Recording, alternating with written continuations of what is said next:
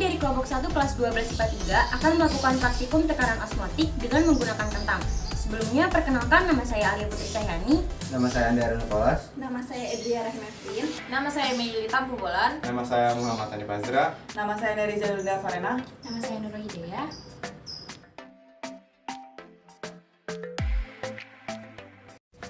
Tujuan dilakukannya praktikum kali ini adalah untuk membuktikan osmosis dan tekanan osmosis pada kentang dengan cara merendam kentang pada air biasa, larutan garam, dan juga larutan gula.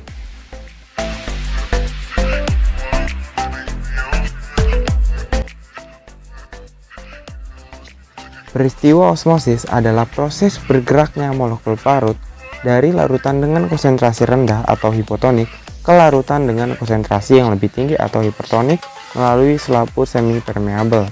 Kemudian, tekanan osmotik adalah tekanan hidrostatik yang terbentuk dalam larutan yang lebih pekat saat osmosis terjadi.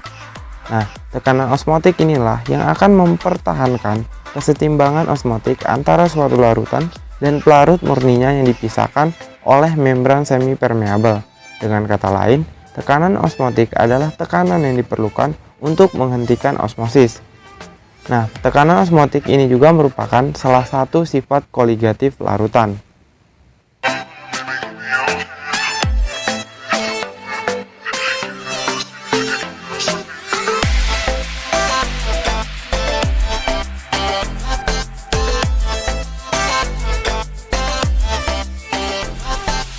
Langkah pertama yang dilakukan yaitu potong kentang menjadi bentuk balok dengan panjang 4,35 cm, lebar 1 cm, dan tinggi 0,7 cm sebanyak 3 buah.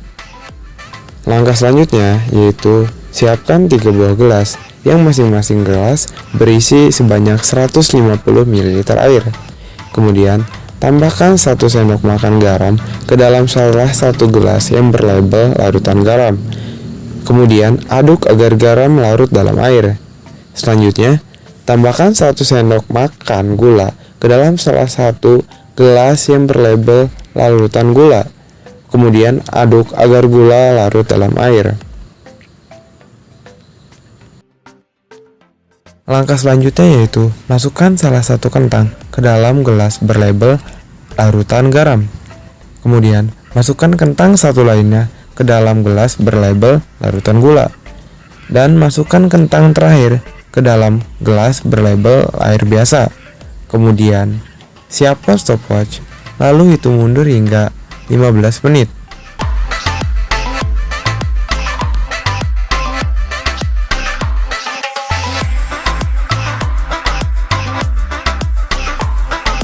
Setelah 15 menit perendaman, angkat kentang pada setiap gelas.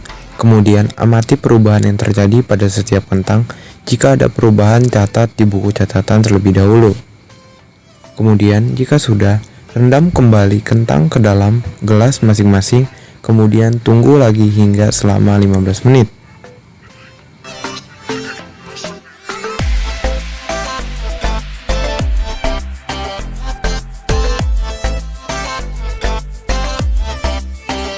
Jika sudah 15 menit, angkat setiap kentang dari gelas, lalu amati kembali perubahannya, dan catat di buku catatan jika ada perubahan.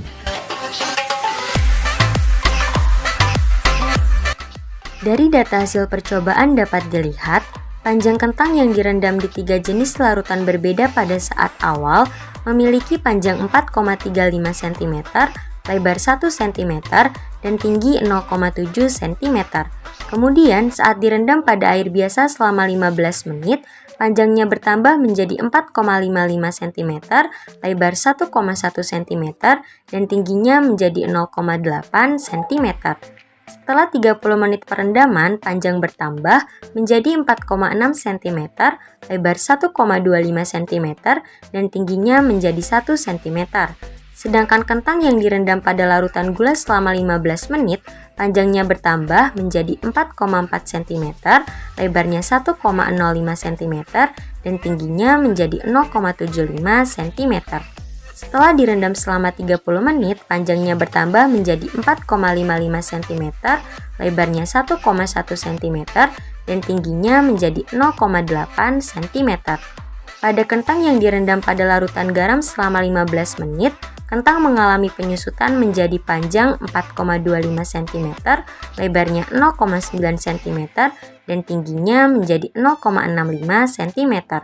Setelah direndam selama 30 menit, kentang mengalami penyusutan dengan panjang 4,2 cm, lebar 0,85 cm, dan tingginya menjadi 0,6 cm.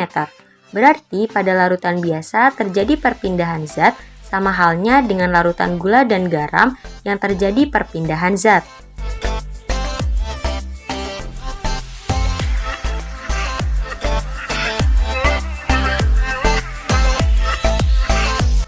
Selanjutnya adalah pembahasan. Jadi, kentang yang direndam pada gelas yang berisi larutan garam akan terjadi perpindahan zat secara osmosis yang terjadi dari sel-sel kentang atau hipotonik keluar menuju larutan garam atau hipertonik, sehingga terjadi perubahan ukuran dan tekstur seperti pada percobaan yang telah kami lakukan. Pada larutan garam, sel-sel kentang akan mengalami kekurangan air yang menyebabkan terjadinya peristiwa plasmolisis.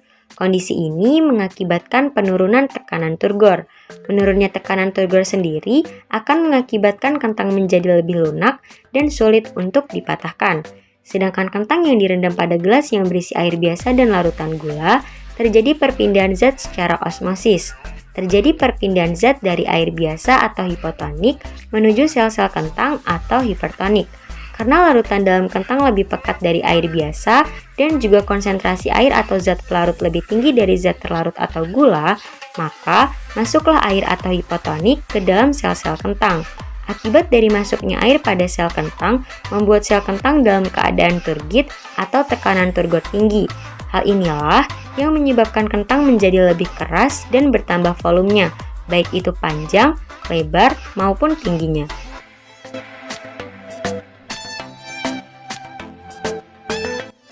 Yang terakhir adalah kesimpulan. Jadi, berdasarkan data hasil percobaan dan juga pembahasan yang telah dipaparkan, dapat disimpulkan bahwa percobaan yang telah dilakukan disebut transportasi zat secara osmosis. Transportasi ini terjadi perpindahan zat dari larutan yang berkonsentrasi rendah ke larutan yang berkonsentrasi tinggi melalui membran semi-permeable. Pada bahan yang mengalami peristiwa osmosis dapat menyebabkan berubahnya tekstur maupun ukuran. Sekian video praktikum mengenai tekanan osmosis dari kami. Terima kasih. Wassalamualaikum warahmatullahi wabarakatuh. Dadah.